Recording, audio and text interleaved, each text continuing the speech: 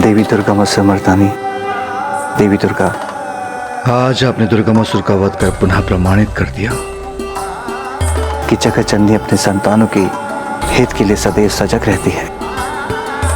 आपकी प्रत्येक लीला संसार के कल्याण के लिए ही होती है।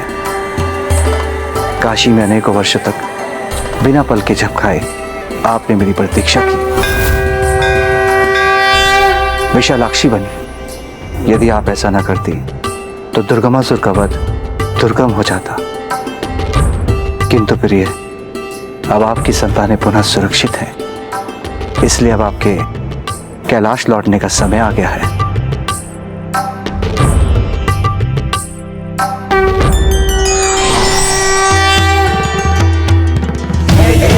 शक्ति आनंद भवानी, अम्बा जगदम्बा महारानी, जय शिवरात्रि जय सुहासिनी। अंततः इन दुष्ट असुरों के अंत के उपरांत माँ अपने मूल रूप में प्रकट हुई हैं। अर्थात अब ब्रह्मांड में सर्वत्र शांति स्थापित होगी और मुझे कैलाश में माँ के हाथों के मोदक खाने का सुख प्राप्त होगा भैया। अच्छा गणेश, असुरों की चिंता दूर होते ही तुम भोजन की चिंता में पड़ गए। चिंता तो होगी ना भैया, किंतु इस चिंता में इस बार मैं भी डूबा हुआ हूँ गणेश। मुझे भी माँ के हाथों के पकवान खाने की अत्यधिक लालसा हो रही है और मुझे पूर्ण विश्वास है कि कल कैलाश लौटते ही माँ हमारी ये इच्छा अवश्य पूर्ण करेंगी। ओह, तब तो बहुत आनंद आएगा भैया। और वैसे भी गणेश, कल तो माता का जन्म दिवस भी है। कल चैत्र शुक्ल पक्ष की नवमी और मृगशीरा नक्षत्र है। इसी तिथि की मध्य रात्रि में ही तो माँ ने जन्म लिया था।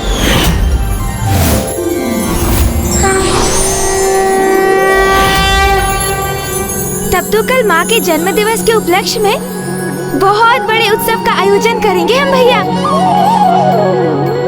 भैया, अब तो मेरी इच्छा हो रही है कि हम भोर होने से पूर्व ही कैलाश पहुँच जाएं।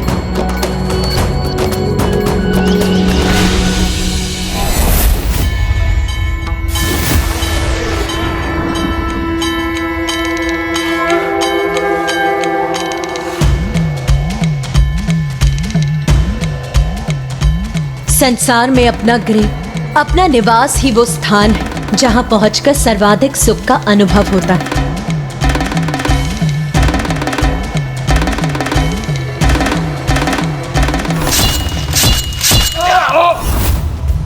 उस असुर के वध के समय माँ के मुख पर जितना क्रोध था, अब यहाँ कैलाश लौटकर उतनी ही आनंदित प्रतीत हो रही है वो। हाँ गणेश, और जब हम उन्हें उनके जन्म दिवस की बधाई देंगे तब तो और भी प्रसन्न हो उठेंगी माँ। किंतु भैया, आपसे पूर्व बधाई मैं दूंगा उन्हें। नहीं नहीं गणेश, बधाई माँ को तुमसे पूर्व तो मैं ही दूंगा।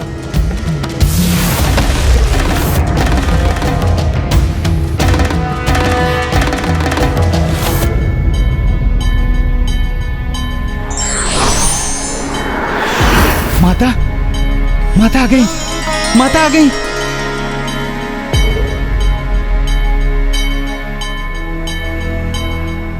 माँ, मुझे कुछ अत्यंत विशेष बात करनी है आपसे। माँ, आप मेरी बात सुनिए, क्योंकि वो तो उससे भी अधिक विशेष है।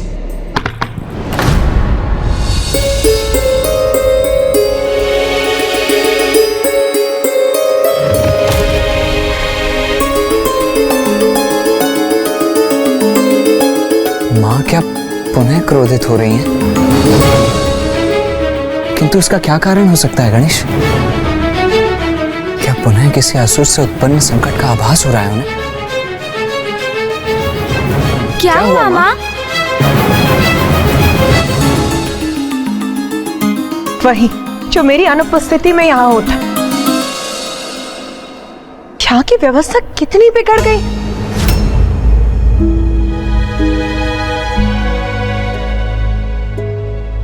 ये क्या कह रही है माँ?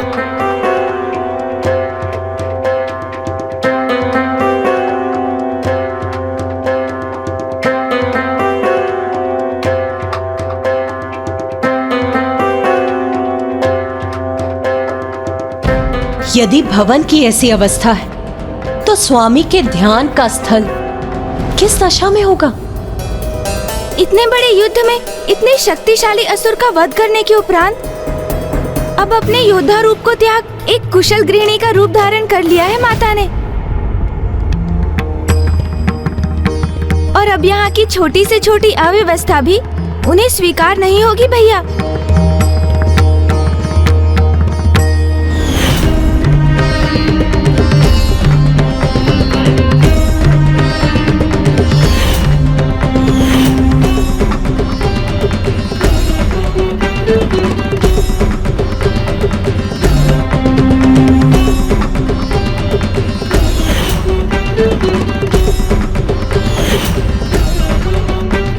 तो मेरा अनुमान उचित था।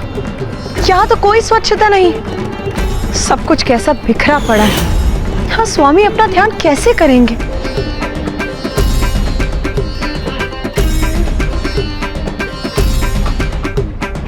माता, हमने तो प्रभु के ध्यान स्थल को स्वच्छ करने का बहुत प्रयास किया था, किंतु हम आपके समान स्वच्छता कहाँ कर सकते हैं।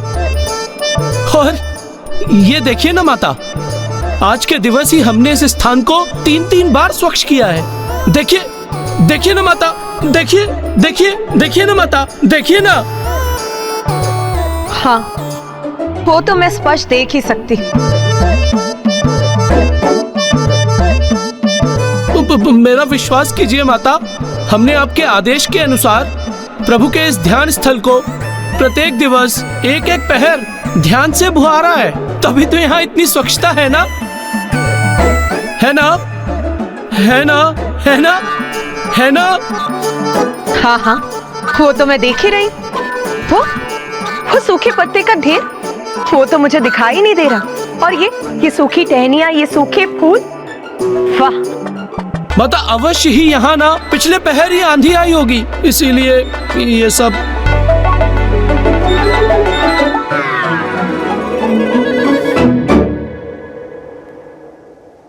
कोई बात नहीं नंदी जी, अब मैं आ गई हूं ना, अब मैं सब संभाल लूं।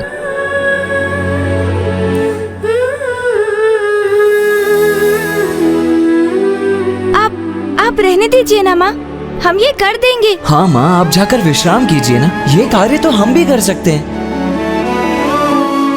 अब मेरा आदेश ध्यान से सुन। जब तक मैं स्वामी का ध्यान स्थल स्वच्छ नहीं कर देती, मेरे कार्य में कोई बाधा नहीं डालेगा। जाओ और जाकर एक सिरे से खड़े हो जाओ। पुत्र, जाओ।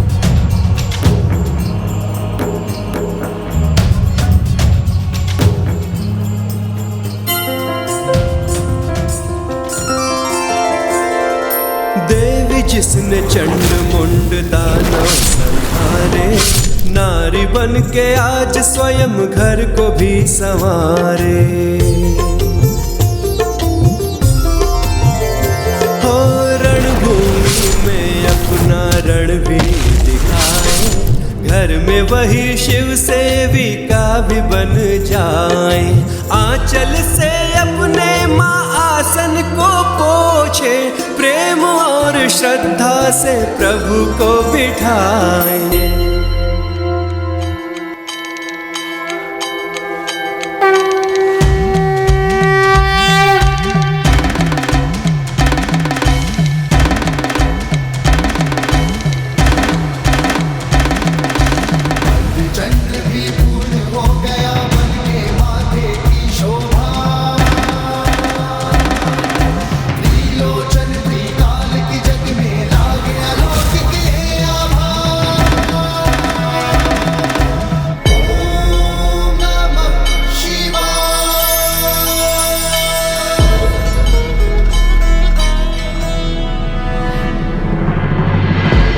माँ का ये गृहिणी रूप देखकर ये कौन कह सकता है कि ये वही माँ दुर्गा भवानी है जो बड़े बड़े महाअसुरों का संहार करती है, जो कुपित होती है तो दानव दलों पर टूट पड़ती है, रण क्षेत्र में अधर्मियों का नाश कर देती है, तो वहीं दूसरी ओर अपने सौम्य रूप में एक कुशल गृहिणी बनकर परिवार के सभी जनों का ध्यान भी रखती है।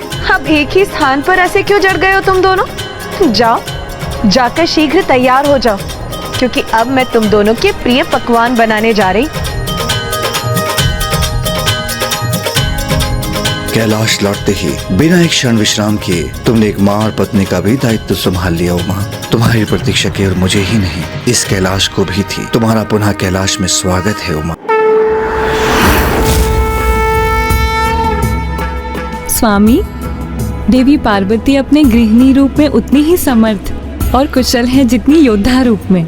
इसमें कोई आश्चर्य की बात नहीं, क्योंकि बहन किसकी है? तो अपनी बहन को उनके जन्म दिवस की बधाई देना ना भूलिएगा। मैं और देवी सरस्वती वहां जा रहे हैं, क्योंकि यदि हम उनकी श्रृंगार करने में सहायता नहीं करेंगे तो वो इसी प्रकार संपूर्ण दिवस गृहिणी का दायित्व निभाने में व्यस्त रहेंगी।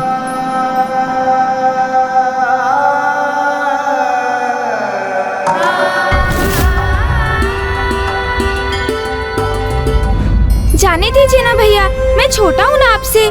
हाँ हाँ अनुज गणेश, मैं बड़ा हूँ तो ये अधिकार भी मेरा है। क्या हुआ अनुज गणेश? हाँ, आप बड़े हैं इसलिए आपका आदेश नहीं टाल सकता मैं। मुझे माँ को सर्वप्रथम बधाई देने की इच्छा तो बहुत थी, किंतु आप ही जाइए भैया। आपका अनुज गणेश पीछे ही रहेगा।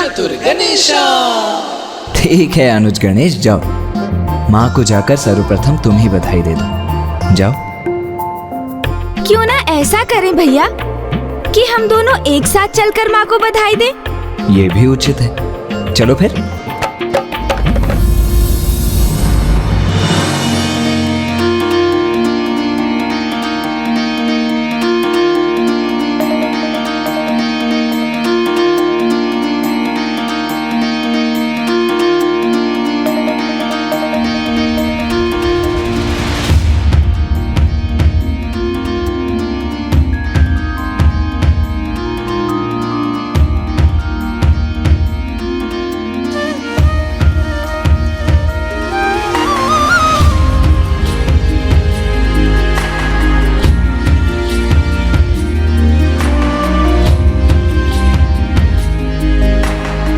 माँ तो यहाँ स्थित होकर भी पिताश्री की सेवा का ही विचार कर रही हैं भैया।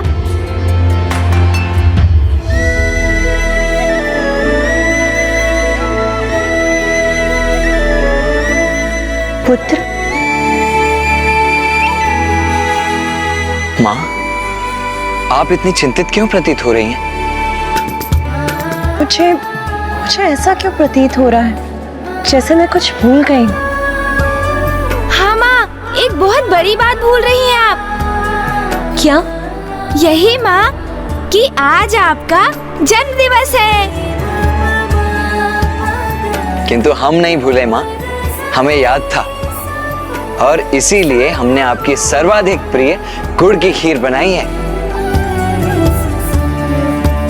जन्म दिवस की बहुत बहुत बधाई हो माँ। मेरी ओर से भी आपको जन्म दिवस की बहुत बहुत बधाई माँ।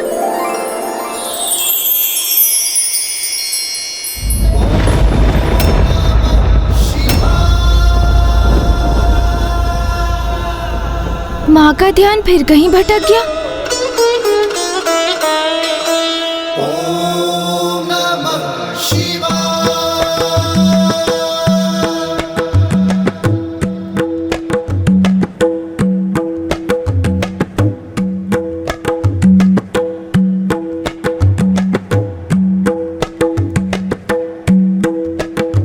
ये तो बहुत अच्छा हुआ कि बुआ जी और मामी जी भी माँ के जन्म दिवस के उपलक्ष्य में यहाँ आ गईं। अब उनका साथ पाकर माँ अवश्य आनंदित होंगी।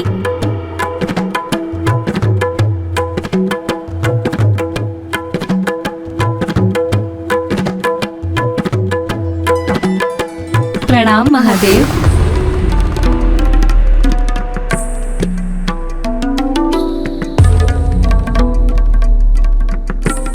माँ का ध्यान तो पिताश्री में ही लगा रहता है, किंतु बुआ जी माता सरस्वती और मामी जी माता लक्ष्मी भी माँ को बधाई देने की पूर्व पिताश्री को प्रणाम करने चली गईं। जबकि वो तो अभी भी ध्यानस्थ है। अर्थात माताएं भी पिताश्री को ही अधिक महत्व दे रही हैं।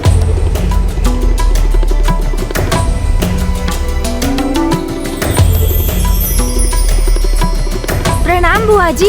प्रणाम मामी जी। कल्याण हो पुत्र। पधारिए देवी लक्ष्मी, देवी सरस्वती। ये इतना सब कुछ क्या ले आई आप दोनों? देवी पार्वती, आज आपका जन्म दिवस है, तो हम दोनों उपहार के बिना कैसे आ सकती थी। मैं आपके लिए कुछ आभूषण लेकर आई हूँ और मैं वस्त्र।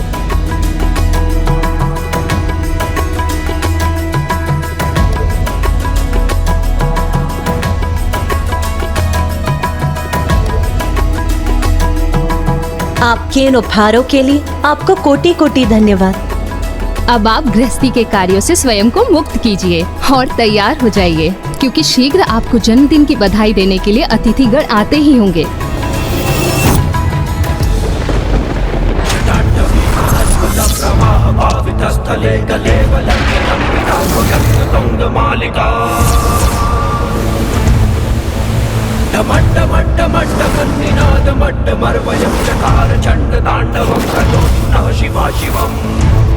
इसलिए आज आपका श्रृंगार हम दोनों करेंगी।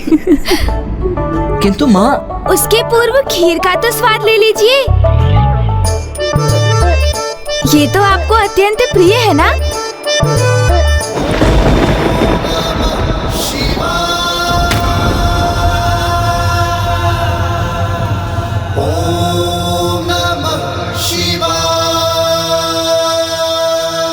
माँ का ध्यान तो अभी भी कहीं और है।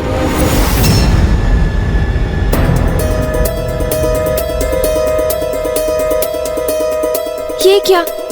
माँ अचानक इतनी विचलित होकर क्यों चली गई?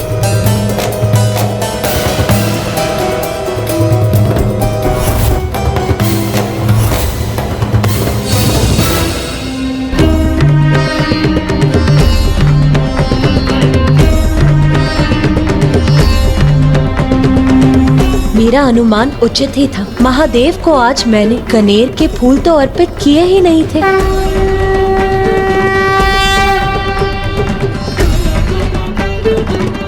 कनेर के ये पुष्प स्वीकार कीजिए स्वामी।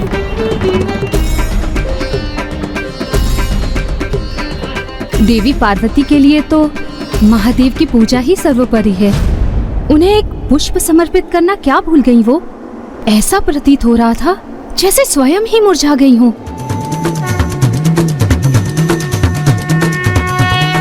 पिताश्री के लिए पूर्ण रूप से समर्पित है माँ। उनका कोई भी कार्य अधूरा नहीं छोड़ती।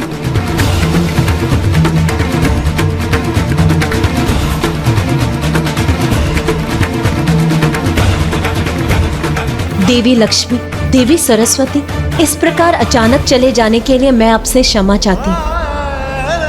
वास्तव में स्वामी को धतूरे, अलसी, चमेली, हरसिंगार, बेल के साथ कनेर के पुष्प भी अति प्रिय हैं, जो मैं भूल गई थी, इसीलिए अब वहीं उनके निकट रखने गई थी। माँ, खीर।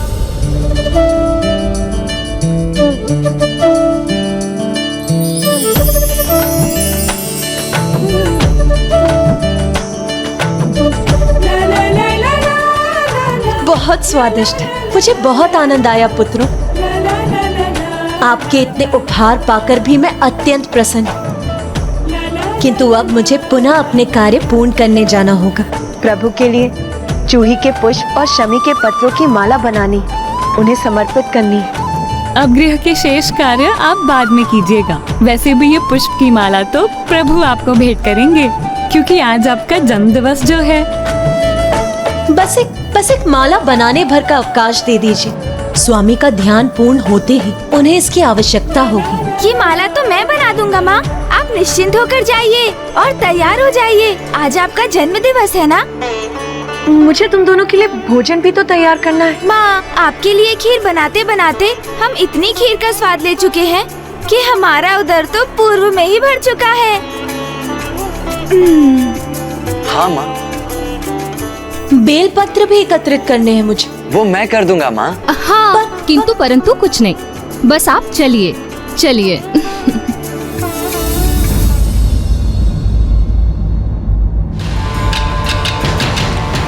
अब किस विचार में डूब गए अनुज गणेश?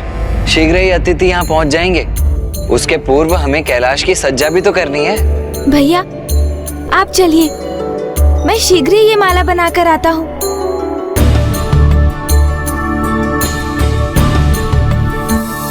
माँ इतनी शक्ति संपन्न होकर भी पिताश्री के प्रति एक छोटी सी भूल सुधारने, उन्हें एक पुष्प देने के लिए इतनी विचलित क्यों हो गई कि बुआ जी और मामी जी को छोड़कर पिताश्री के निकट भागी चली गई।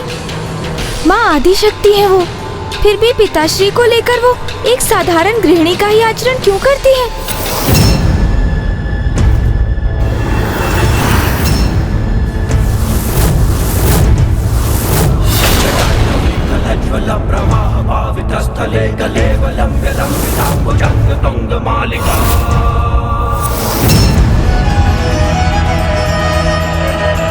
सूरज चमके माथे पर टीका, ऐसी शोभा देखती सृष्टि आनंद का रंग फीका। केशों के जुड़े सजाए पृथ्वी के सारे उड़ान, अब से कैलाशपति की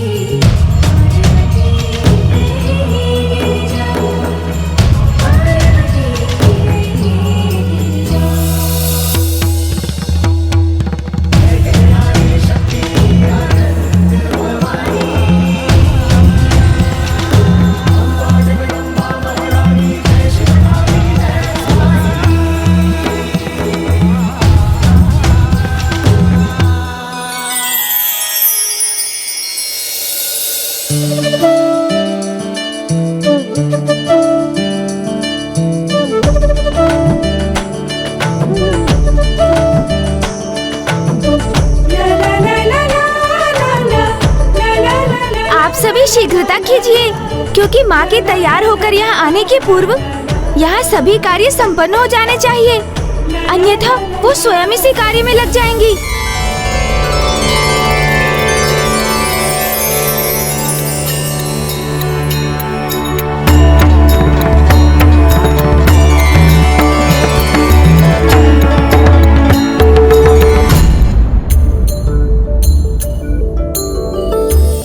सभी कार्य उचित प्रकार से करो। प्रणाम गणेश जी। ओह नंदी जी प्रणाम। अरे ये क्या कर रहे हैं नंदी जी, मार्ग दीजिए, मुझे अतिथियों के लिए लड्डू बाहर रखने हैं। अरे अरे नंदी जी, अरे ये आप क्या कर रहे हैं नंदी जी, मुझे विलंब हो जाएगा।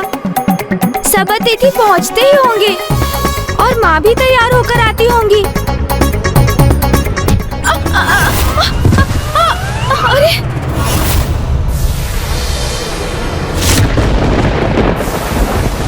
लीजिए, हो गया कल्याण। किंतु अब मैं ना दीपक गिरने दूंगा ना लड्डू, अन्यथा माँ के यहाँ आने के पूर्व सभी कार्य संपन्न नहीं हो सकेंगे।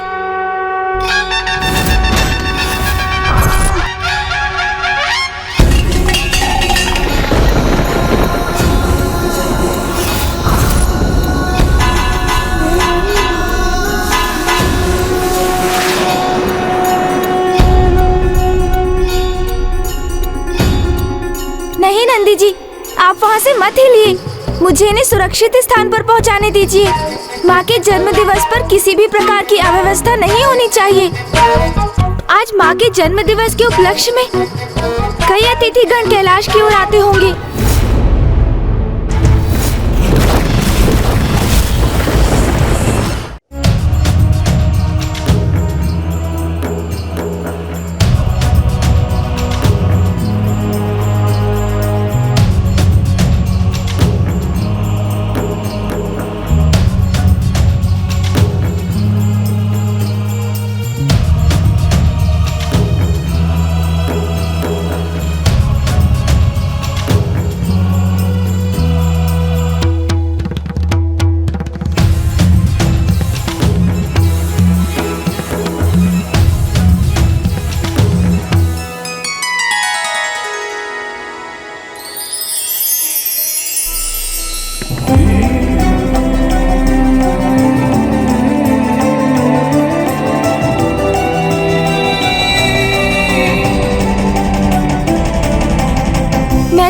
इतना ही चाहता हूँ कि जैसे ही माँ तैयार होकर बाहर आए, सभी माँ को बधाई देने के लिए माँ के द्वार पर पंक्तिबद्ध खड़े हो जाएं और माँ को ढेर सारी बधाइयाँ दें।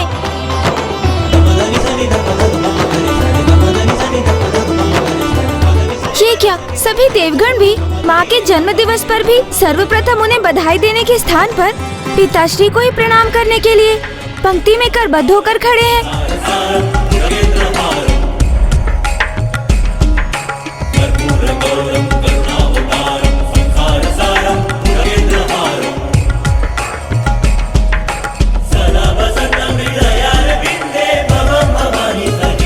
पिताश्री जगत पिता है, देवेश्वर है, महादेव है, किंतु माँ भी तो जगत जननी देवी आदिशक्ति है।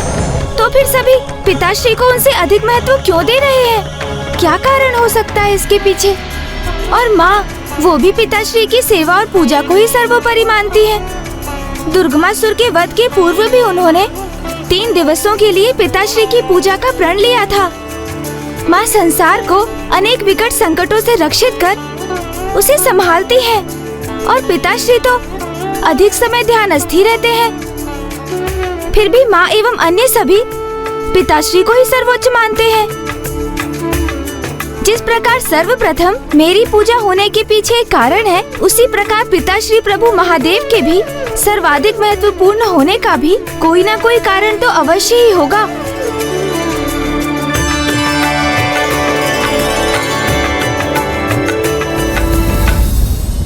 भैया भैया, नहीं नहीं अनुज गणेश, मैं वहीं आ रहा हूँ।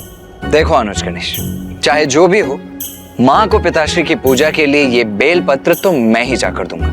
तुम कोई अन्य सेवा सोच लो। आपसे सेवा का अधिकार लेने नहीं आया हूँ मैं भैया, मैं तो बस अपनी किसी जिज्ञासा को शांत करने आए हो, है ना? तो पूछो अनुज गणेश, क्योंकि तुम्हारी प्रत्येक उलझन को सुलझाने में मैं तुम्हारा अग्रज ही तो तुम्हारा सहायक बनता हूँ, नहीं? संकोच मत करो अनुज गणेश, पूछो, क्या पूछना चाहते हो? भैया, पिताश्री तो अधिक समय ध्यान में ही लीन रहते हैं। संसार की रचना हो अथवा दुष्टों का संहार, उनकी अपेक्षा इसमें माँ का ही योगदान अधिक प्रतीत होता है। और मामा जी श्री हरि नारायण, सृष्टि के पालनहार, फूफा जी ब्रह्मदेव सृष्टि के सृजन करता है। फिर भी सभी पिताश्री को ही सर्वोच्च स्थान पर क्यों रखते हैं भैया?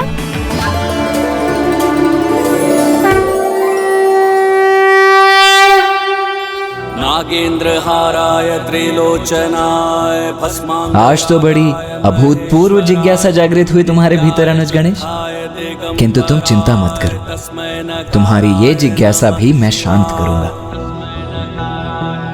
अनुज गणेश, पिताश्री एक ही स्थान पर ध्यान में स्थित अवश्य दिखाई प्रतीत होते हैं, किंतु वहीं स्थित रहकर भी संसार के समस्त क्रियाकलापों के संचालक वही हैं। संसार के इस गूढ़ रहस्य को समझने के लिए सर्वप्रथम तुम्हें महाशिव तत्व को समझना होगा अनुज गणेश।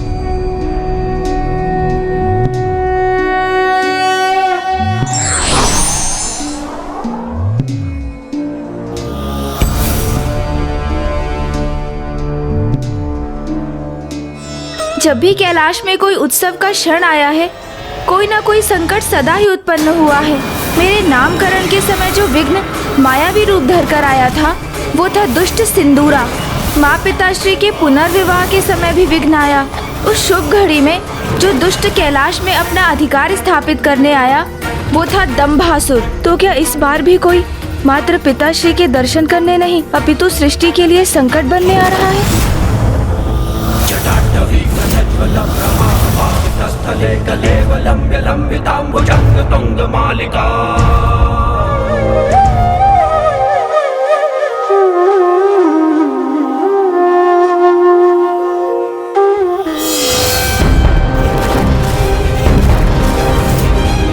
वह शर्वो रुद्रः पशुपतिरथो ग्रह सह महा।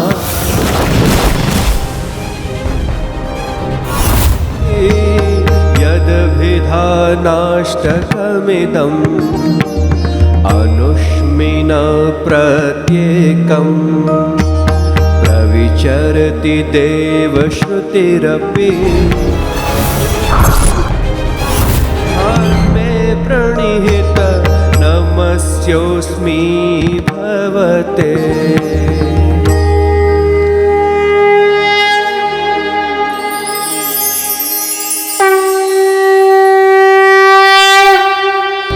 ॐ नमः शिवाय, ॐ नमः शिवाय, ॐ नमः शिवाय, ॐ नमः शिवाय, ॐ नमः शिवाय, ॐ नमः शिवाय। डमड्डमड्डमड्डमन्निनादमड्डमर्वयं चकार चण्डताण्डवं तनोतु नः शिवा शिवम्। ॐ नमः शिवाय, ॐ नमः शिवाय, ॐ नमः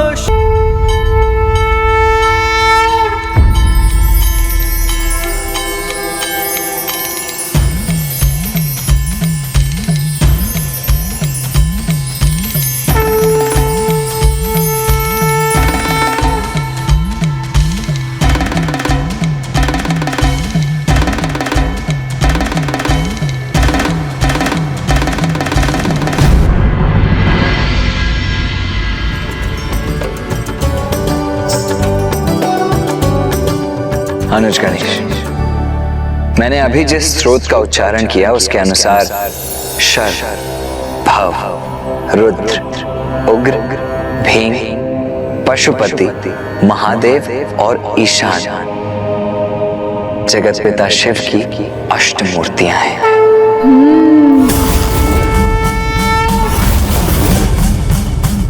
जिसमें प्रथम है भव अर्थात जल तत्व।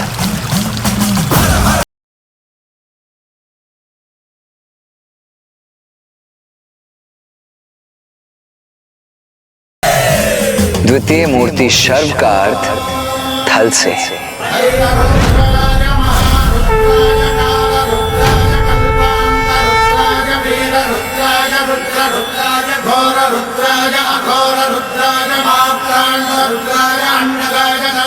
अष्ट मूर्तियों में तृतीय है रुद्र अर्थात अग्नि तत्व। ॐ शिवोऽहम्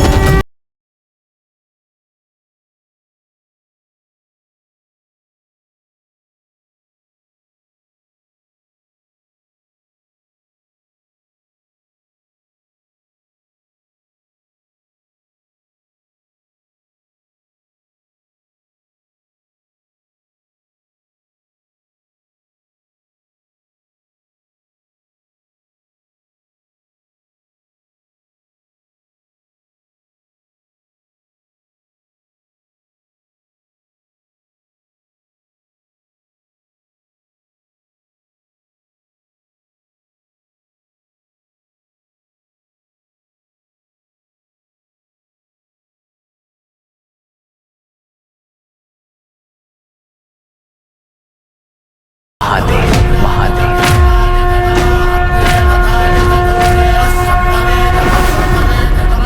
जो चंद्र का प्रतिनिधित्व करते हैं। कोटि अखिल परिपालना पूरणा जगत्कारणा सत्य देव देव प्रिया। सप्तम मूर्ति है ईशान अर्थात साक्षात सूर्य।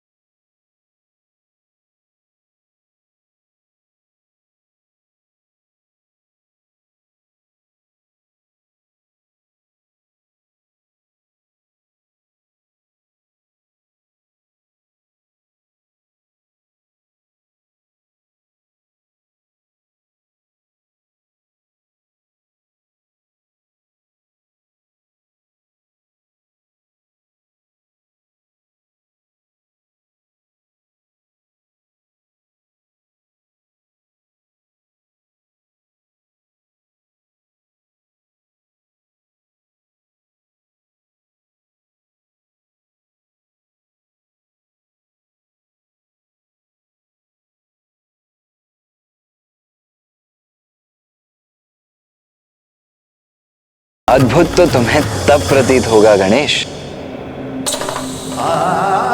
जब तुम प्रभु शिव की महिमा को पूर्ण रूप से समझोगे। वो परम शक्ति, वो परम ऊर्जा जो सर्वव्यापी है, जो समस्त ब्रह्मांड का संचालन करती है, वो अपनी संपूर्ण स्थिरता में शिव ही तो है।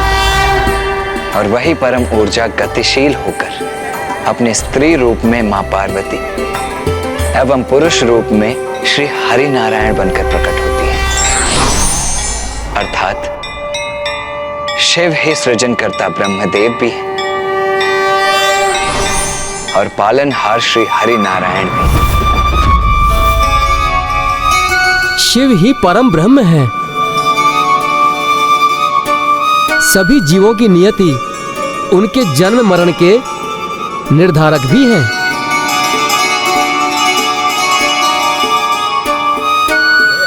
मां ने जब सृष्टि के कार्यों का निर्धारण किया तो ब्रह्मदेव को जन्म, विष्णुदेव को पालन और महादेव को संहार का दायित्व सौंपा। किंतु संहार के देवता होकर भी कोई महादेव से भयभीत नहीं होता, वरन हृदय से उन्हें अपना आराध्य मानता है, क्योंकि महादेव मात्र संहारी नहीं वरन हर जीव के मर्म को समझते हैं। बिना कोई भेदभाव किए अपनी संतान मान उसकी कठिन से कठिन मनोकामना भी पूर्ण करने को तत्पर रहते हैं। मैं अल्पायु था और मेरी मृत्यु भी 16 वर्ष की आयु में होनी निश्चित थी, किंतु मेरे द्वारा की गई महादेव के पूजा के कारण ही यमराज भी मुझे अपने साथ ले जाने में असमर्थ रहे। मैं यमराज तुम्हारे प्राण हरने आया हूँ। मैं यमराज तुम्हारे प्राण हरने आया हूँ। भगवान शिव ने ही मुझे यमराज से रक्षित करके चिरंजीवी होने का वरदान दिया। तो उचित है, मैं वरदान देता हूँ कि आज के बाद मार्कंडे की आयु 16 वर्ष से अधिक कभी नहीं होगी। 16 इसलिए संपूर्ण सृष्टि और हम सभी इन्हीं से हैं।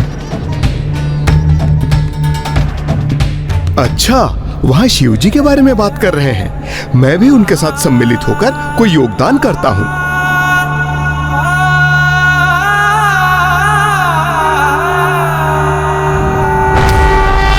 शिव अनंत हैं, ऐसे अनंत अमृत सरोवर हैं वो, जिनके कृपा रूपी अमृत का भंडार कभी क्षीण ही नहीं होता।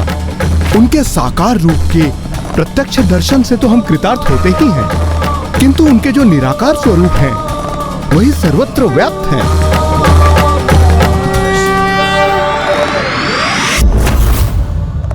सृष्टि का आरंभ भी शिव है, अंत भी शिव ही है।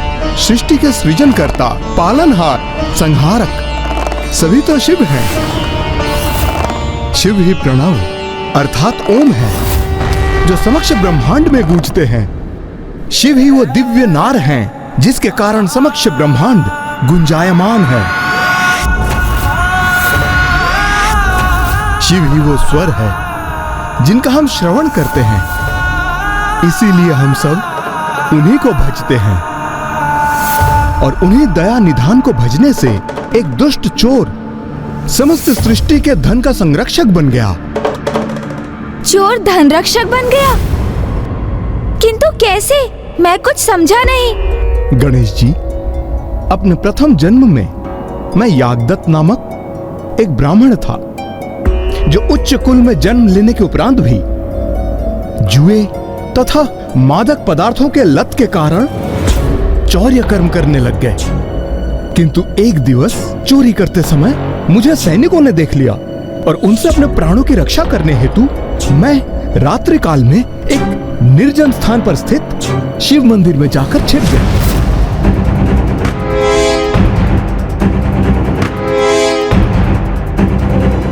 कहाँ छिपूं? हाँ, यहाँ छिप जाता हूँ। अवश्य यही कहीं छिपा होगा वो चोर।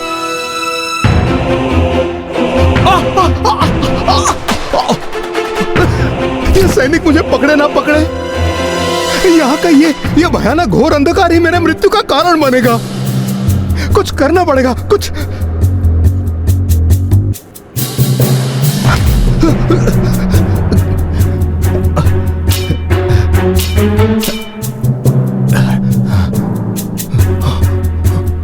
अब तो मेरी बस एक ही इच्छा है कि यदि वो सैनिक भी मुझे पकड़ ले तो भी मुझे दंड का कष्ट अधिक समय तक नहीं भोगना पड़े। मैं अधिक समय तक मैं कारागार में नहीं रहना चाहता।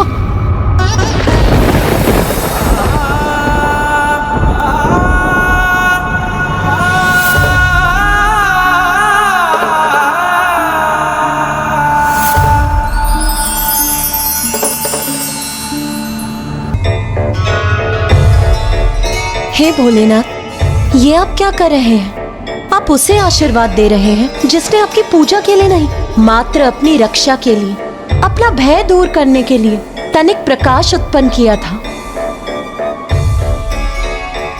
अज्ञानतावश ही सही, किंतु उसने मेरे मंदिर को प्रकाशित किया है और इसलिए मैं अपने मंदिर में दीपक प्रज्वलित करने के समान ही मानता हूं। इसलिए मैं उसकी इच्छा अवश्य पूर्ण करूंगा।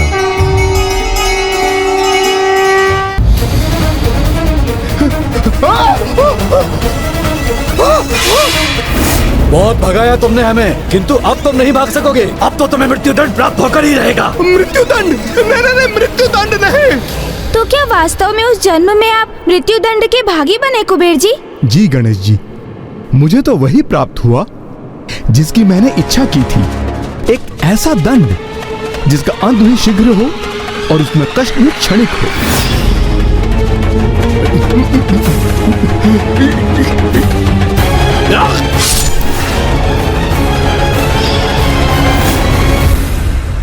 चलो, तुम्हारा यमलोक जाने का समय आ गया।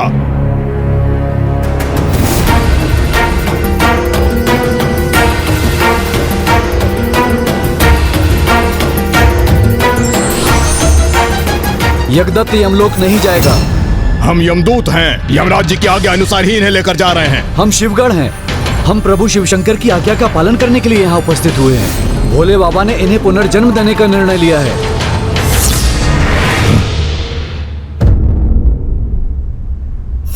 ऐसे दया निधान है हमारे प्रभु शिव शंकर जी, जो एक दुराचारी को भी अज्ञानता में किए गए पुण्य का फल प्रदान करते हैं, जिसके फल स्वरूप मुझ जैसे निम्न कोटि के चोर को भी अपने अगले जन्म में कलिंग राज अरिंदम के पुत्र युवराज दंभ के रूप में जन्म लेने का सौभाग्य प्राप्त हुआ।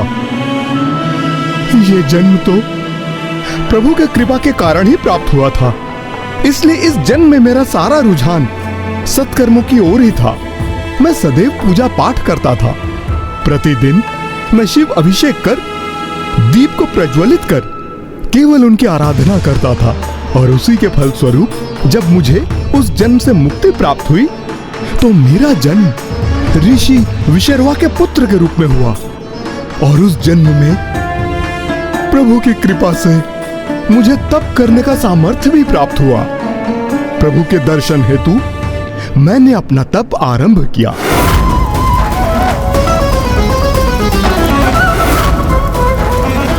मेरे तप का प्रभाव बढ़ता ही जा रहा था। ओम नमः शिवाय, ओम नमः शिवाय, ओम नमः शिवाय, ओम नमः शिवाय, ओम नमः शिवाय। तुम्हारी तपस्या पूर्ण हुई वत्स, तुम्हारी तपस्या पूर्ण हुई वत्स।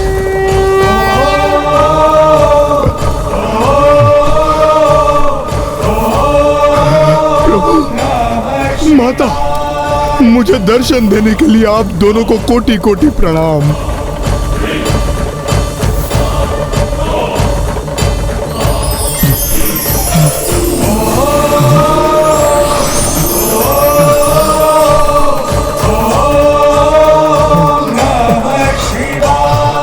वत्स, वरदान मांगो। अपने कठोर तप के परिणाम स्वरूप क्या चाहते हो तुम? प्रभु, मेरी तो एक ही इच्छा थी कि मुझे स्वयं आपके दर्शन प्राप्त हो। और आपने तो मुझे माता के साथ दर्शन देके धन्य कर दिया। प्रभु, धन्य कर दिया।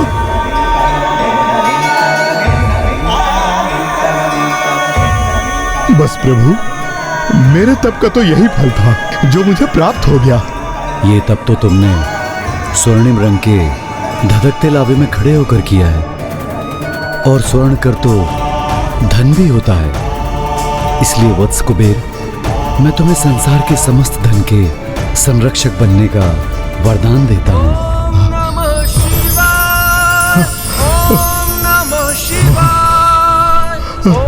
और इस प्रकार प्रभु की कृपा से मुझे अपने पूर्व जन्मों के पापों से मुक्ति प्राप्त हुई और मैं सृष्टि के समस्त धन का संरक्षक बन गया।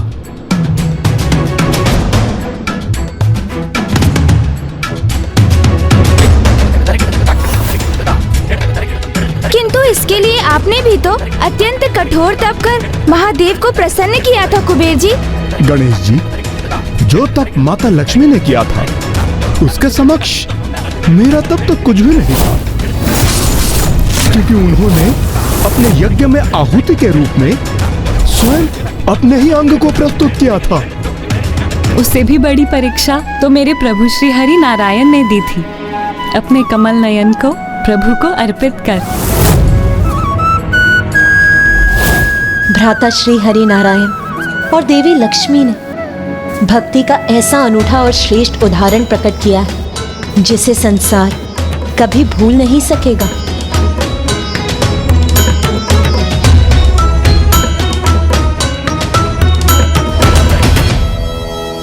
किंतु मामा जी, यदि आपने पिताश्री को अपना नेत्र समर्पित कर दिया और मामी जी ने अपने अंग को अपने शरीर से विलग कर तप की अग्नि में उसकी आहुति दे दी, तो फिर आप दोनों ने अपना संपूर्ण रूप कैसे प्राप्त किया?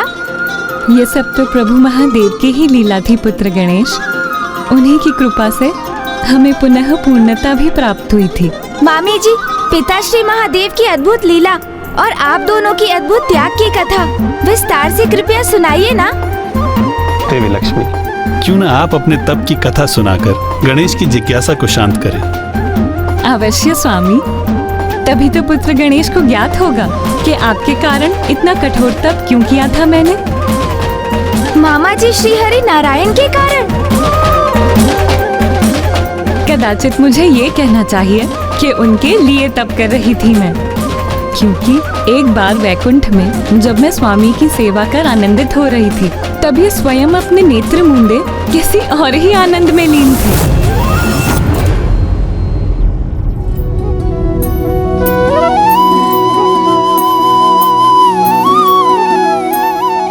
स्वामी, अपने नेत्र मूंदे किसका ध्यान कर रहे हैं आप, जिसका आनंद आपकी दिव्य मनोहर मुस्कुराहट बनकर प्रकट हो रहा है?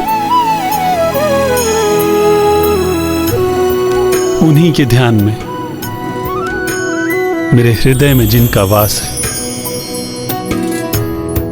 समझी, आप तो मेरे ही ध्यान में डूबे हैं। आपके हृदय में तो मैं ही वास करती हूँ ना।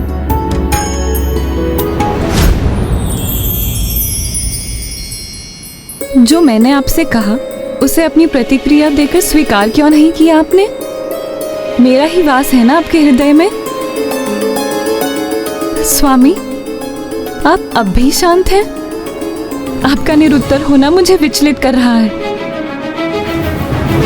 कहिए ना प्रभु कि मैं ही आपकी हृदयवासिनी हूँ। यदि आप स्वयं कुछ नहीं कहेंगे तो मुझे अपने हृदय में झांक कर देखने की अनुमति देनी होगी आपको। मैं भी तो देखूं, यदि वो मैं नहीं तो फिर कौन मेरे स्वामी के हृदय में स्थित है?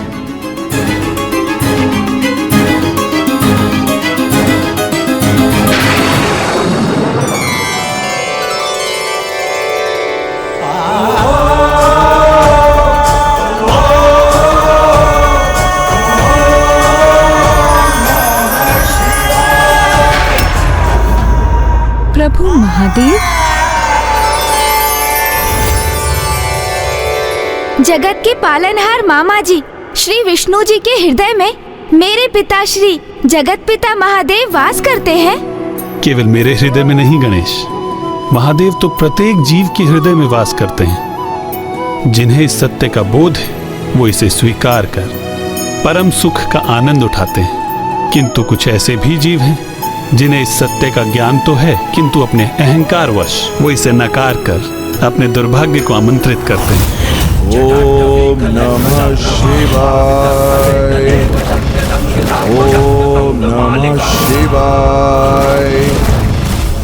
और फिर ऐसे भी जीव हैं जो इस सत्य से अभी भी अनभिज्ञ हैं। उन्हें तो इस परम सत्य का ज्ञान होना अभी शेष है। किंतु यदि आपके हृदय के एक भाग में पिताश्री का वास है, तो अवश्य दूसरे भाग में मामी जी का ही वास होगा। मुझे भी ऐसा ही प्रतीत हुआ था पुत्र गणेश, किंतु मुझे विश्वास है स्वामी कि आपके हृदय की शेष भाग की स्वामिनी तो मैं ही होंगी। आपके हृदय में बसे महादेव के तो दर्शन हो गए, अब शेष भाग में भी देखने की आज्ञा दीजिए मुझे स्वामी।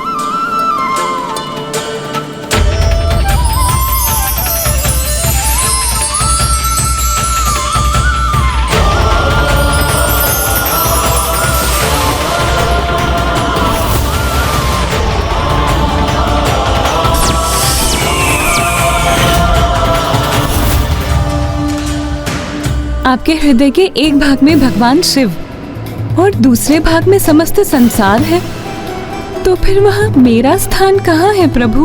प्रिय, शिवाय विष्णु रूपाय शिव रूपाय विष्णुवे, शिवश्च हृदयं विष्णु विष्णु च हृदय शिवम।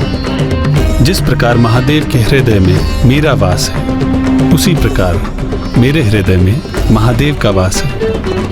और जगत का पालनहार होने के नाते मेरी एक दृष्टि सदैव संपूर्ण सृष्टि पर बनी रहती है। इसलिए मेरे हृदय के एक भाग में आपको महादेव और दूसरे भाग में संपूर्ण सृष्टि दिखाई देती है।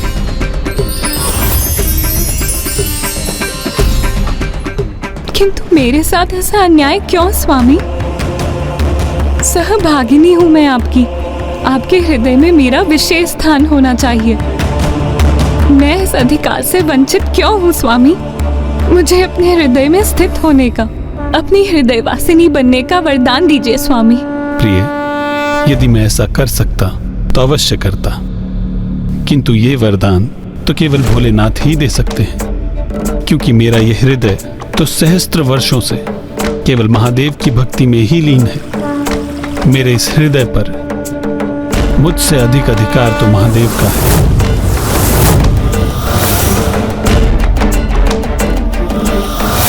अर्थात मामा जी ने आपकी विनती स्वीकार करने में असमर्थता व्यक्त कर दी। फिर क्या हुआ मामी जी? फिर क्या था, स्वामी के मुख से इन वचनों का श्रवण करते ही स्वामी के हृदय में स्वयं को स्थापित करने के अधिकार को प्राप्त करने के लिए मैं कैलाश की तराई में स्थित एक भव्य मंदिर में तप करने चली गई कि महादेव को प्रसन्न कर सकूं और उनसे ये वरदान प्राप्त कर सकूं। ओम नमः शिवाय, ओम नमः शिवाय, ओम नमः शिवाय, ओम नमः शिवाय। और मैं इसी प्रकार तपस्या करती रही। दिवस, माह और ऋतुएं बीतते चले गए, किंतु मैं उसी प्रकार अन्न, जल, निद्रा का त्याग कर निरंतर महादेव की कठोर तपस्या करती रही। ओम नमः शिवाय, ओम नमः शिवाय, ओम नमः शिवाय। फिर क्या हुआ माता? उनकी तपस्या कठोर अवश्य थी, किंतु देवी लक्ष्मी अपने दृढ़ संकल्प पर स्थिर रही और सहस्त्र वर्षों तक अनेकों कष्ट सहकर अपनी तपस्या में लीन रही। ओम नमः शिवाय, ओम नमः शिवाय। हे देवी, महादेव के दर्शन हेतु महादान की आवश्यकता है, अंग समर्पित करने की आवश्यकता है।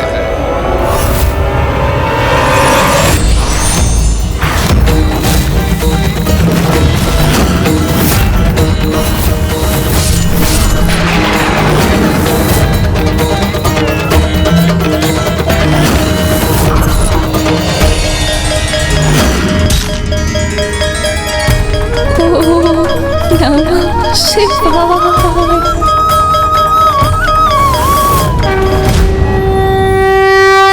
देवी लक्ष्मी के त्याग से और कठोर तप से प्रसन्न होकर महादेव ने उन्हें दर्शन दिया और महादेव के प्रकट होते ही महादेव की कृपा से देवी लक्ष्मी के शरीर में पूर्व के समान पुनः पूर्णता प्राप्त की।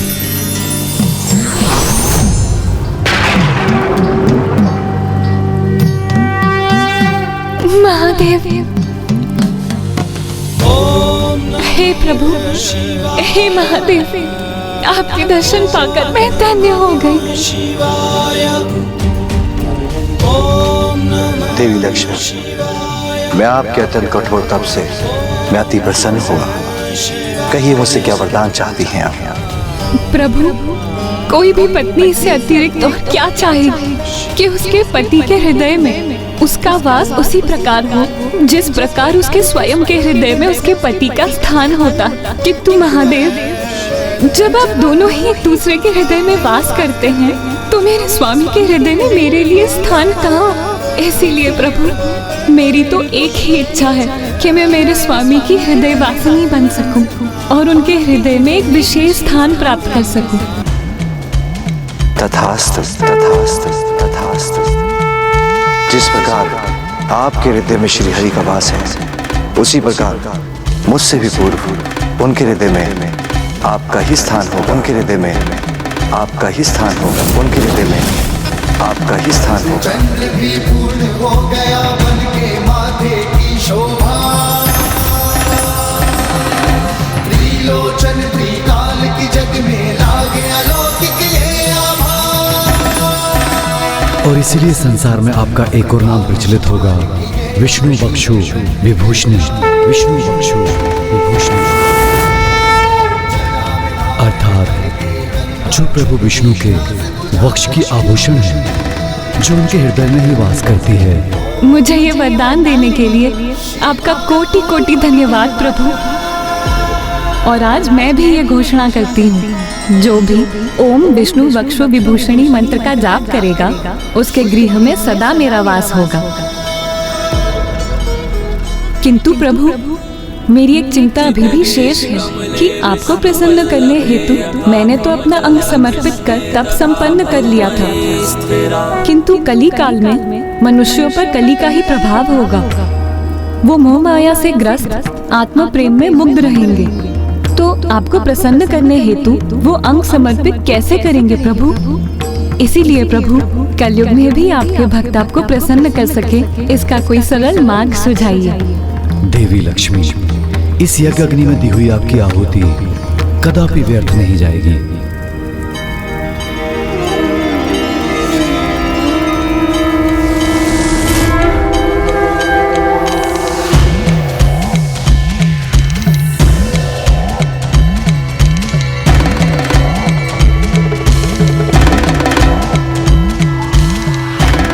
आपके सर्वोच्च त्याग का सुफल संसार को अवश्य प्राप्त होगा।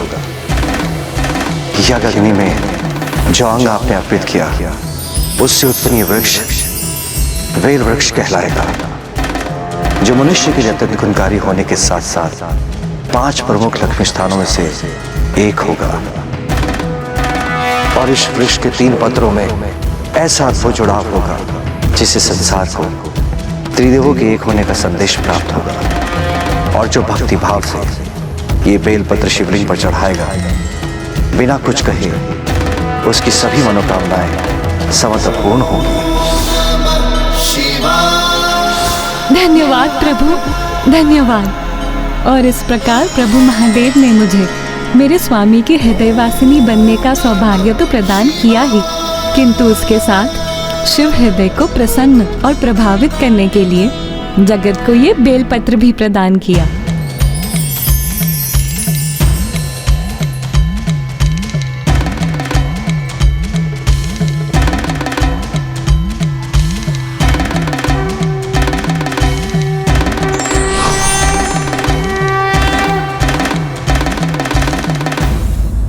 अर्थात पिताश्री ने जगत को उन्हें प्रसन्न करने का सरल उपाय दे दिया। उपाय सरल अवश्य है, किंतु इस सरल उपाय को करने के लिए भक्त के मन में सरलता का होना आवश्यक है, अन्यथा महादेव की परीक्षा इतनी सरल कैसे हो सकती है? एक ऐसी ही परीक्षा मुझे भी देनी पड़ी थी, श्रद्धा, धैर्य और निष्ठा की परीक्षा। कैसी परीक्षा मामा जी? क्या इसी परीक्षा हेतु आपको अपना कमल नयन दान में देना पड़ा था? मुझे बताइए ना मामा जी, क्या हुआ था? इतने सारे प्रश्न। तुम चिंता न करो गणेश, मैं तुम्हारे सभी प्रश्नों के उत्तर दूंगा और तुम्हारी इस प्रबल जिज्ञासा को अवश्य शांत करूंगा। इस प्रसंग का आरंभ दो भयंकर दुष्ट असुर भ्राताओं से हुआ, जो असुर सम्राट विपरिचित के पुत्र थे। उन असुर भ्राताओं में एक का नाम था दुर्दांत और दूसरा था जरांतक। इतनी अपार शक्ति के स्वामी थे दोनों कि वो अपनी संयुक्त शक्ति से बड़ी सेना को पराजित कर सकते थे। दोनों असुर गुरु शुक्राचार्य से प्राप्त की गई एक अष्टवक्रीय दिव्य हीरे की असुरी शक्ति से स्वर्ग पर विजय भी प्राप्त कर लिया, परंतु अब इस महासंकट को कोई हर मामा जी, आपने भी तो पिताश्री महादेव को प्रसन्न करने के लिए अपना अंग दान किया था। कृपया आप हमें वो कथा सुनाइए ना। इस प्रसंग का आरंभ दो भयंकर दुष्ट असुर भ्राताओं से हुआ, जो असुर सम्राट विपरिचित के पुत्र थे। उन असुर भ्राताओं में एक का नाम था दुर्दांतक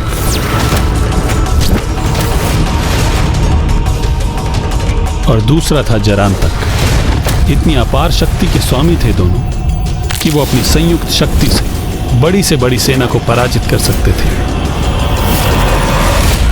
और उन दोनों के एक साथ आने से न केवल उन दोनों की अपितु उनके शस्त्रों की भी शक्ति बढ़ जाती थी।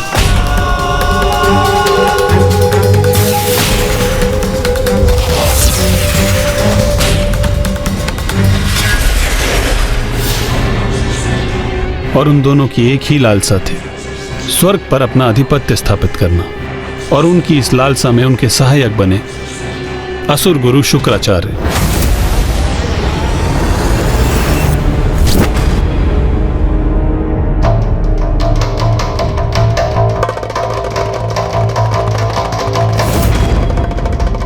प्रणाम असुर गुरु शुक्राचार्य।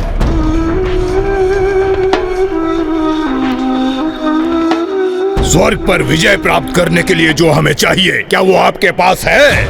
यदि नहीं तो हमें आज्ञा दीजिए गुरुदेव, क्योंकि समय व्यर्थ गंवाना हमें तनिक भी नहीं भाता। जो उपहार मैं तुम्हें देने वाला हूं, उसके बिना ही स्वर्ग पर आक्रमण करोगे तो व्यर्थ ही अपना समय गवाओगे। अच्छा, तो हमें शीघ्र ही बताइए, क्या है वो?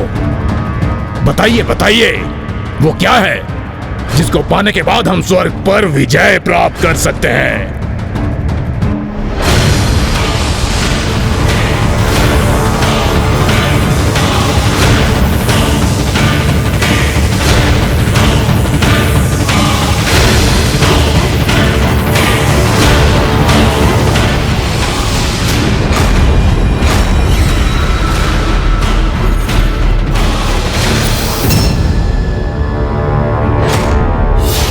इस हीरे के ये दो भाग तुम्हें उपहार स्वरूप दे रहा हूं मैं।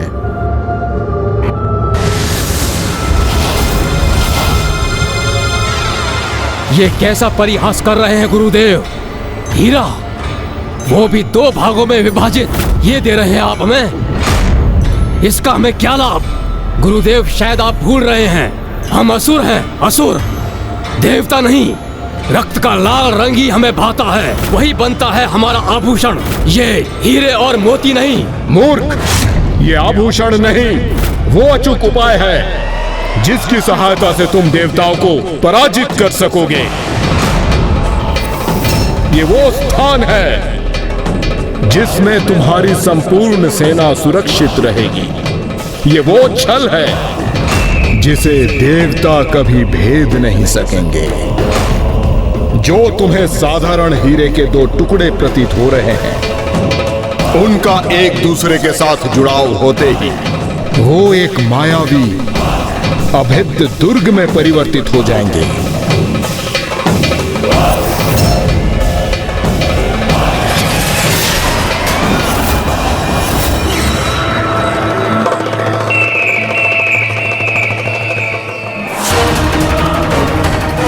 ये अष्टकोणीय दुर्ग देवताओं पर 8 गुना प्रहार करेगा। ये तुम्हारी विजय हेतु, ये तुम्हारी अजय शक्ति बनेगी। वाह गुरुदेव वाह, ये छल तो अति उत्तम छल है। किंतु गुरुदेव, देवता भी तो अनेक प्रभावशाली शक्तियों के स्वामी हैं, तो क्या वो इसे नष्ट नहीं कर सकेंगे? कोई नष्ट नहीं कर सकता इसे, ना कोई देवता ना कोई महादेवता। ये एक अद्वितीय शक्ति है। ऐसे ही अस्त्र की प्रतीक्षा थी हमें गुरुदेव। अब प्रतीक्षा की घड़ियां समाप्त भ्राता, अब विलंब कैसा? चलो अब देवताओं को स्वर्ग से बाहर धकेलने का समय आ गया है।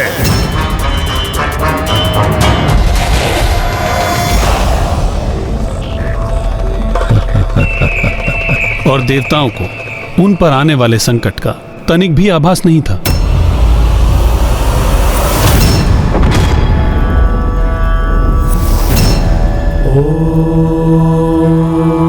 स्वस्ति न इंद्रो वृद्धश्रवाः स्वस्ति नः पूषा विश्ववेदाः स्वस्ति नस्ताक्षरो अरिष्टनेमिः।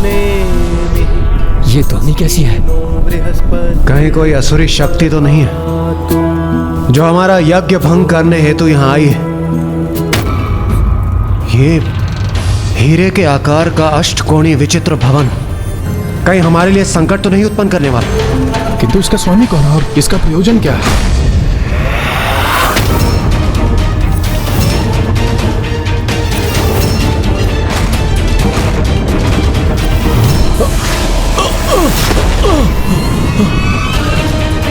इसने तो हमारी यज्ञ विधि को ही नष्ट भ्रष्ट कर दिया। सावधान देवगण, हम देवताओं पर किसी असुर का आक्रमण है ये।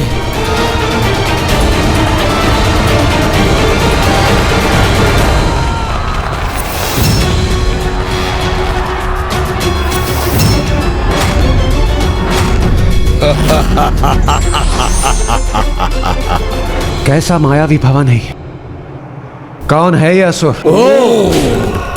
प्रतीत हो रहा है कि हमने आपके कार्य में विघ्न डाल दिया।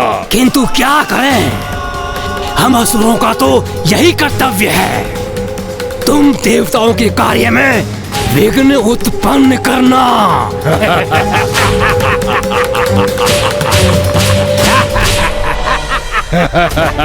इस अष्टकोणीय भवन में कहाँ स्थित है ये असुर?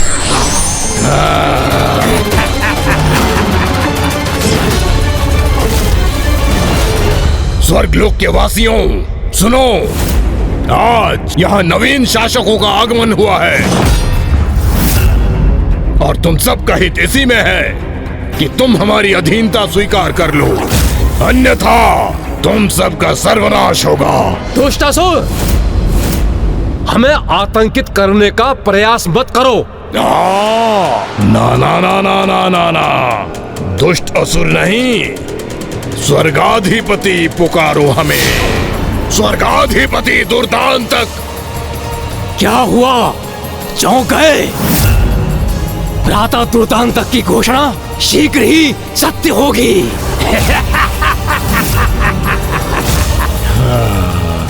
भ्रम है ये तुम्हारा, तुम्हारे स्वप्न में ही सत्य हो सकती है तुम्हारी ये घोषणा।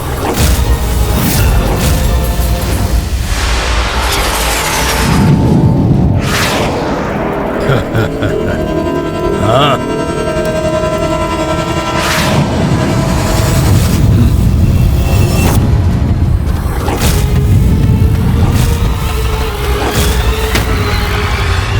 जिस प्रकार तुम यहाँ आए हो उसी प्रकार उल्टे पांव यहाँ से लौट जाओ, अन्यथा तुम्हारे असुरों की जो चित्कार तुमने सुनी है वही चित्कार तुम्हारे मुख से भी निकलेगी। देवराज, तनिक ये तो देख लो कि ये चित्कार किसकी है।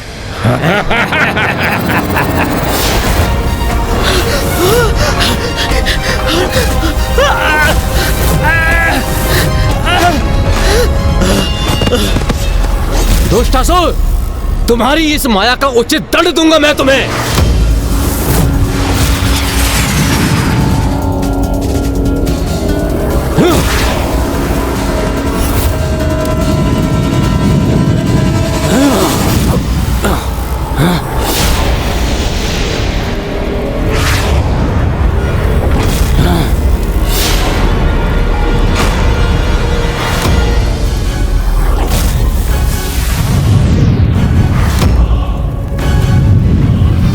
अग्निदेव की अग्नि 8 भागों में विभाजित होकर हम पर प्रहार करने के लिए लौट रही है।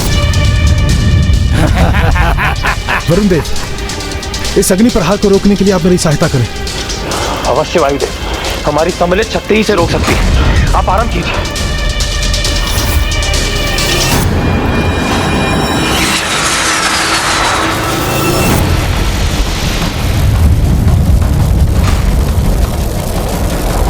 कैसी अष्टकोणीय आकृति है ये, जिसके कारण मेरा वार असुरों के स्थान पर देवताओं को ही कष्ट पहुंचाने लौट पड़ा। चिंता मत कीजिए देवगण, मैं अभी अपनी वज्र की शक्ति से इस अष्टकोणीय दुर्ग भवन को ही नष्ट कर देता हूं।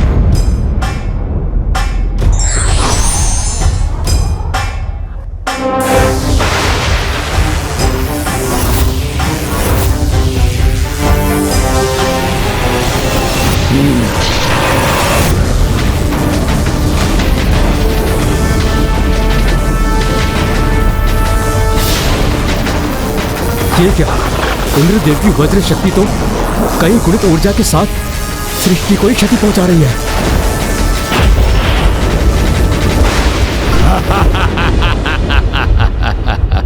देवराज, ये भवन तो आपके वज्र के प्रहार से भी नष्ट नहीं हुआ, इसने हमें और संकट में डाल दिया। आप उचित कह रहे हैं वायुदेव, इस प्रकार तो मेरी ये वज्र की शक्ति लौटकर समस्त सृष्टि का ही विनाश कर देगी। अब हम कैसे रोकें इसे? मैं स्वयं पर इसका आघात लेकर रोक दूंगा इस शक्ति को और सृष्टि की रक्षा करूंगा।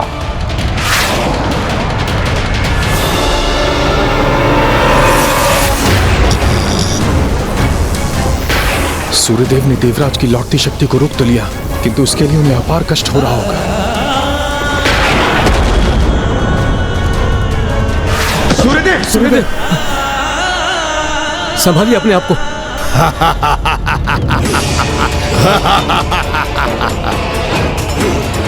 देवताओं सुनो, ध्यान से सुनो। जितनी क्षति तुम हमें पहुंचाने का प्रयास करोगे, उससे 8 गुना क्षति तुमको स्वयं पहुंचेगी। फिर तो हमें तनिक कोई भी श्रम करने की आवश्यकता नहीं है भ्राता दुर्दांतक, क्योंकि ये देवता तो स्वयं अपना विनाश सुनिश्चित करेंगे। हम पर वार करेंगे और स्वयं ही आहत हो जाएंगे। इसके पूर्व की तुम और दंडता करो। मैं तुम्हें और तुम्हारे इस भवन को, जिसका तुम इतना दंभ कर रहे हो, अपनी वायु प्रवाह से कहीं दूर भेज दूंगा।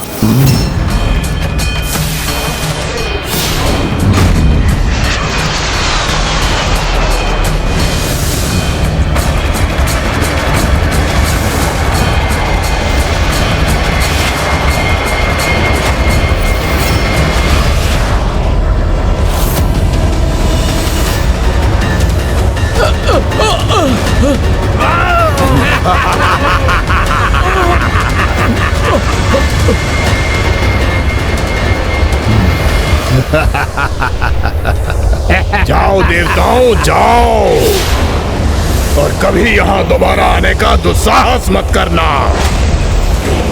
स्वर्ग पर अब हमारा अधिकार है। हम ही हैं यहाँ के अधिपति। स्वर्गाधिपति दुर्दांतक और स्वर्गाधिपति जरांतक। अर्थात उन दोनों दुष्ट असुर भ्राताओं को अपनी सेना का प्रयोग करने की भी आवश्यकता नहीं हुई और उन्होंने स्वर्ग पर विजय प्राप्त कर ली।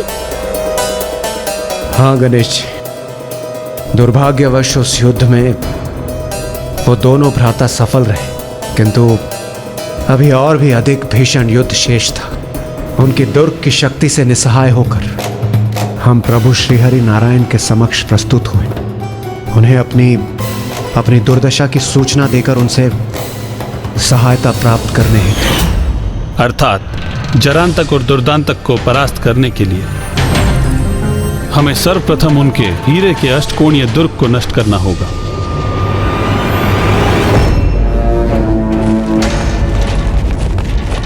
भ्राता दुर्दांतक, अब हम मात्र असुर जरांतक और असुर दुर्दांतक के नाम से नहीं, स्वर्गाधिपति जरांतक और स्वर्गाधिपति दुर्दांतक के नाम से विख्यात होंगे। और शीघ्र ही मात्र स्वर्गलोक के ही नहीं, हम तीनों लोकों के अधिपति होंगे और अपने इस अभेद्य दुर्ग में स्थित होकर हम और हमारी सेना विजय के लिए तत्पर है। अब चाहे कोई भी देवी देवता हमसे युद्ध करने के लिए आ जाए, हमें रोकने में समर्थ नहीं होगा।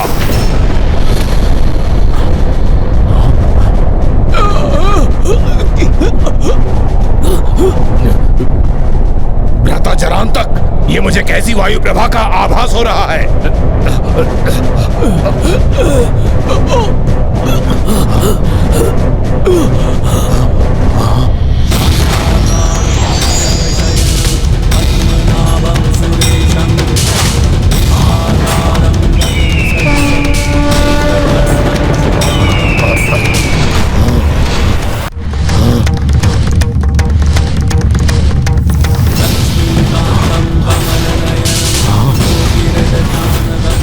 स्वयं विष्णुदेव वो यहां आ पहुंचे।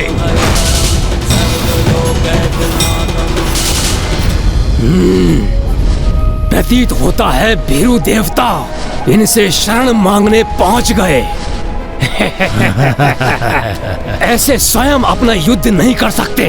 ऐसे दुर्बल, ऐसे निर्लज्ज देवता स्वर्ग में वास करते हैं, ये तो हमें ज्ञात ही नहीं था। देवताओं की अच्छाई को उनकी दुर्बलता समझने की भूल मत करना दुष्टों। देवता तो हमारे सामने नहीं टिक सके, किंतु तुम क्या सोचते हो भ्राता? स्वर्गाधिराज जरांतक, क्या इन विष्णु में इतनी सामर्थ्य है कि हमसे युद्ध कर सके? ये तो अभी ज्ञात हो जाएगा।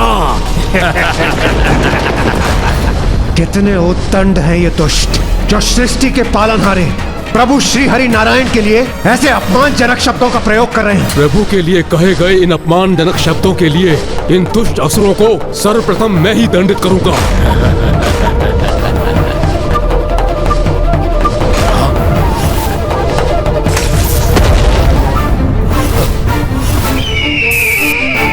अपने पंजों के प्रहार से नष्ट कर दूंगा इस हीरे के भवन को मैं।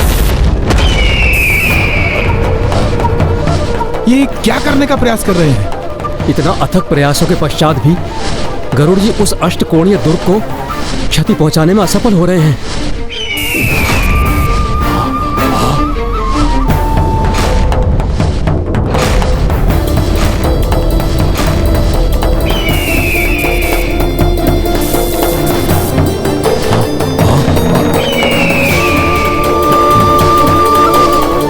शांत हो जाइए गरुड़ जी, उत्तेजित होने का कोई लाभ नहीं। यदि हम इस दुर्ग को नष्ट नहीं कर सकते तो सृष्टि के बाहर अनंत अंधकार में अवश्य धकेल सकते हैं। आप इस दुर्ग के चारों ओर उड़ान भरिए।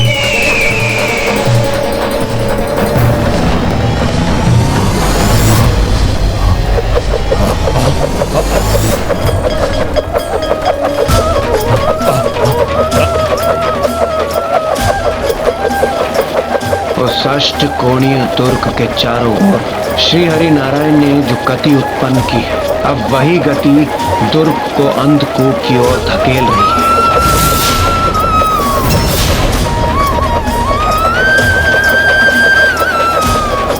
ये विष्णुदेव हमारे दुर्ग के चारों ओर उड़ान क्यों भर रहे हैं? हमारे समक्ष आकर हमसे युद्ध क्यों नहीं करते?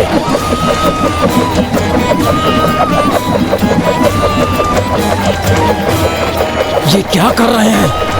ये तो हमें भी संकट में डाल रहे हैं। हमारा दुर्ग तीव्र गति से घूम रहा है।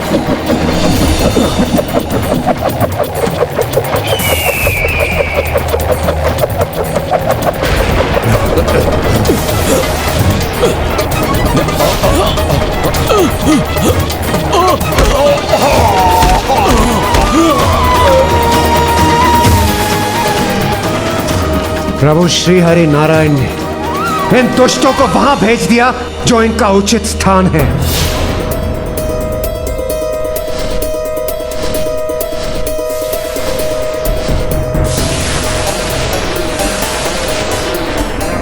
ब्रह्मांड के सिरे पर अंधकूप के समान अंधकार का जहां विस्तार होता है वहां भेज दिया है प्रभु ने उन्हें। वहां जो भी प्रवेश करता है वो उसके अनंत अंधकार में सदा के लिए लुप्त हो जाता है। अब इन दुष्ट असुरों का भी यही परिणाम होगा।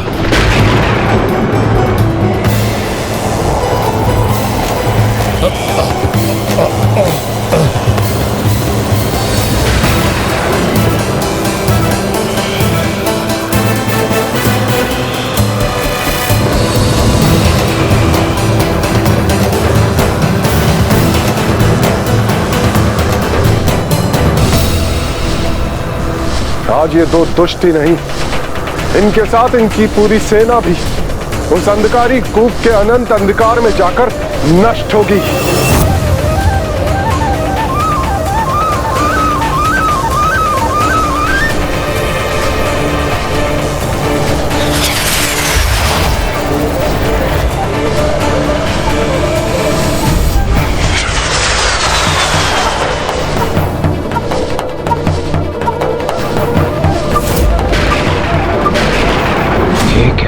वो अंधकूप भी उस दुर्ग को कोई हानि नहीं पहुंचा सका। और अब तो इसकी गति और भी तीव्र है। आपका प्रहार तो विफल हुआ विष्णुदेव। अब आप हमारा प्रहार सहन कीजिए।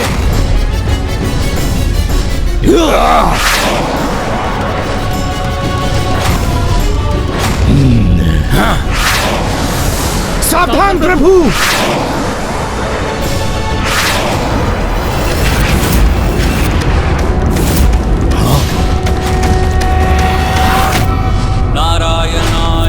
मंडनाय नारायणाय सकल स्थिति कारणाय नारायणाय भवभीति निवारणाय नारायणाय प्रभवाय नमो नमस्ते।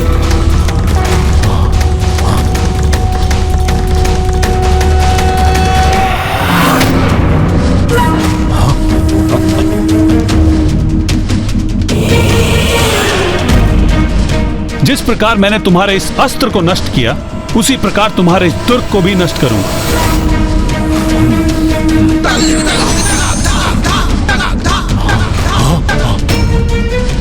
अब इन दुष्टों का अंत अवश्य होगा, क्योंकि प्रभु श्री हरि नारायण का चक्र प्रहार कभी भी व्यर्थ नहीं जाता।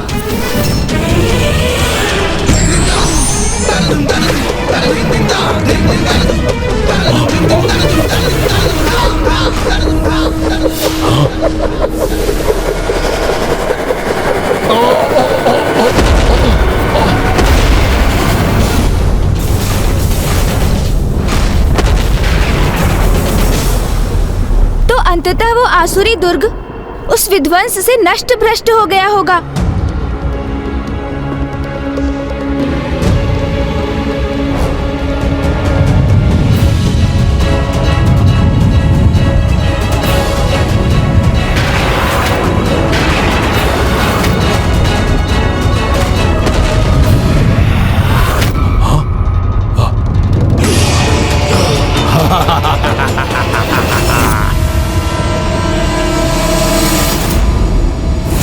मामा जी, ब्रह्मांड के समस्त अस्त्रों में श्रेष्ठतम है आपका वो नारायण चक्र, जो अत्यंत शक्तिशाली था, जो क्षण भर में शत्रुओं का विनाश करने में सक्षम था, जिसको क्षति पहुंचाना असंभव के समान था। वो भी उन असुरों के हीरे के दुर्ग के साथ टकराकर खंडित खंडित हो गया। हाँ पुत्र, कभी कभी किसी के वरदान और आशीष से प्राप्त अस्त्र असंभव को भी संभव बना देते हैं और शक्तिशाली दिव्य अस्त्रों को भी नष्ट करने में सक्षम होते हैं। किंतु फिर उन दुष्टों का सामना करने के लिए क्या उपाय शेष था आपके पास मामा जी?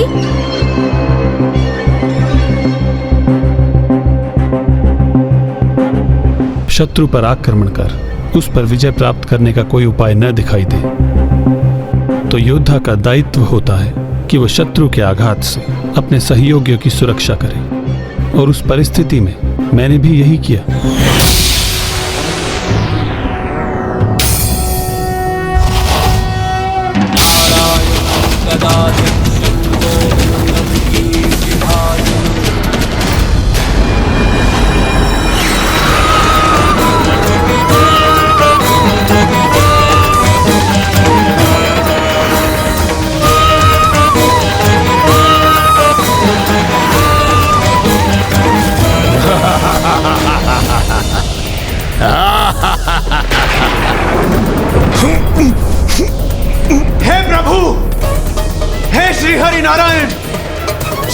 पालनहारे, हमारी रक्षा का कोई उपाय कीजिए प्रभु।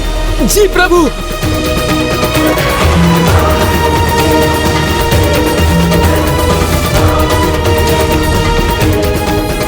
देवताओं, अपने इस विष्णु से सहायता की कोई आस मत रखो, क्योंकि वो तो स्वयं एक पराजित योद्धा है। तुम्हारे त्रिदेवों में से एक देव विष्णु देव निम्न और तुच्छ प्रमाणित हो गए हैं।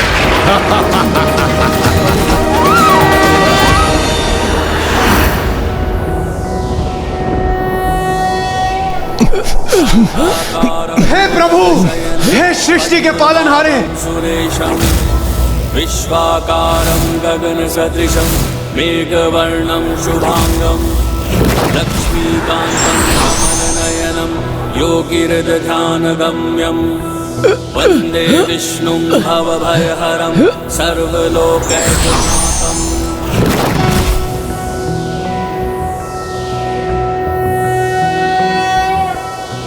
अरे ये विष्णुदेव इतना विकराल रूप धारण क्यों कर रहे हैं?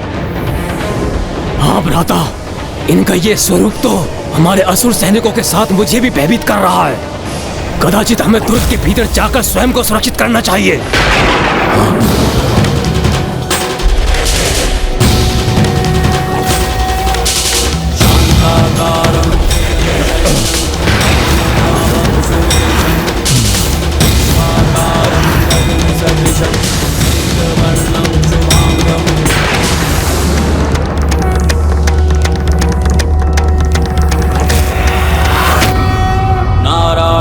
गदाध्यक्षं गोविन्दं कीर्तिभाजनं गोवर्धनोद्धरं देवं भूधरं भुवनेश्वरम्।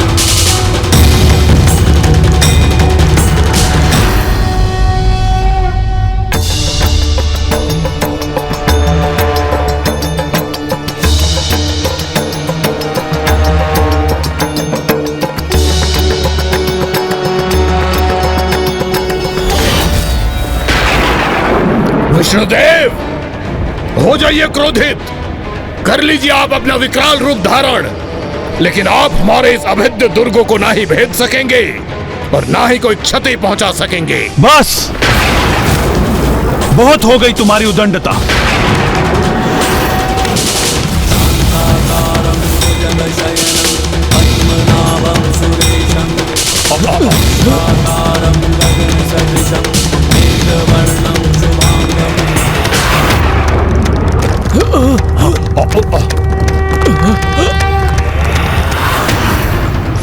भ्राता, कहीं इनकी मुष्टि में भिजकर हमारा ये हीरे का दुर्ग कहीं छिन्न भिन्न ना हो जाए।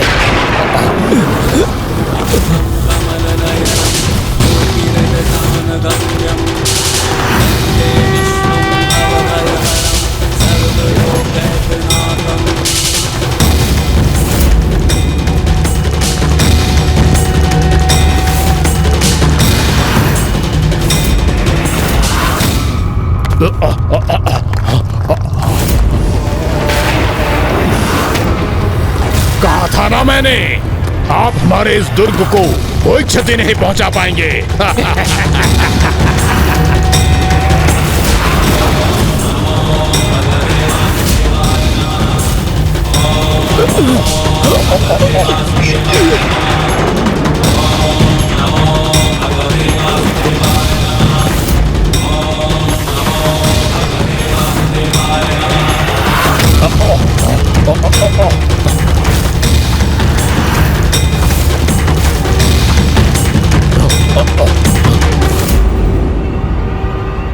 अब श्री हरि नारायण के महाक्रोध के समक्ष वो अष्टकोणीय दुर्ग कदापि नहीं टिक पाएगा।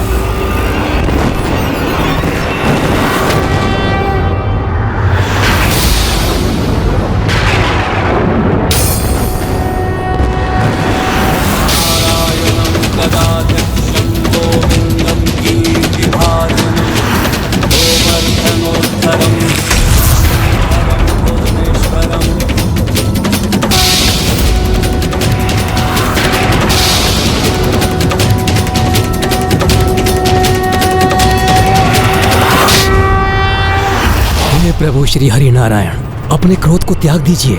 शांत हो जाइए प्रभु, शांत हो जाइए। नहीं ब्रह्मदेव, जब तक मैं इस दुर्ग को नष्ट नहीं कर दूंगा मेरा क्रोध शांत नहीं होगा। प्रभु, आपके ये क्रोध की अति आपको शोभा नहीं देती।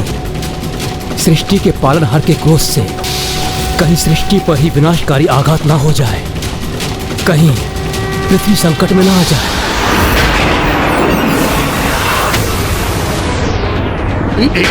ये क्या हो रहा है? हमें हमारे दुर्ग के साथ यहाँ फेंक दिया विष्णुदेव ने। सृष्टि के पालनहार के क्रोध से कहीं सृष्टि पर ही विनाशकारी आघात ना हो जाए, कहीं पृथ्वी संकट में ना आ जाए।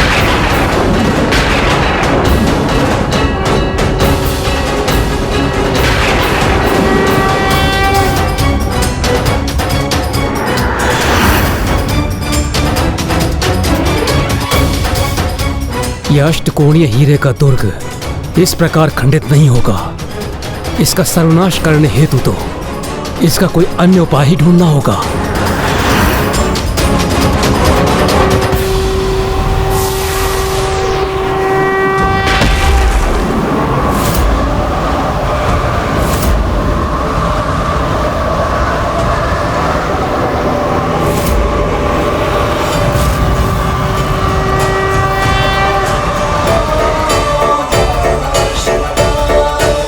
समाधान तो मेरे समक्ष है ब्रह्मदेव।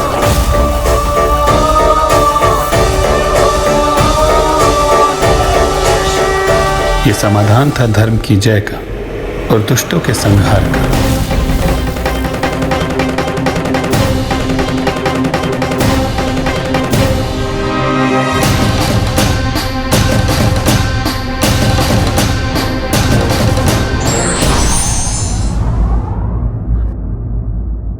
एक बहुत बड़ी विजयी के लिए कभी कभी छोटी पराजय का भी सामना कर लेना चाहिए।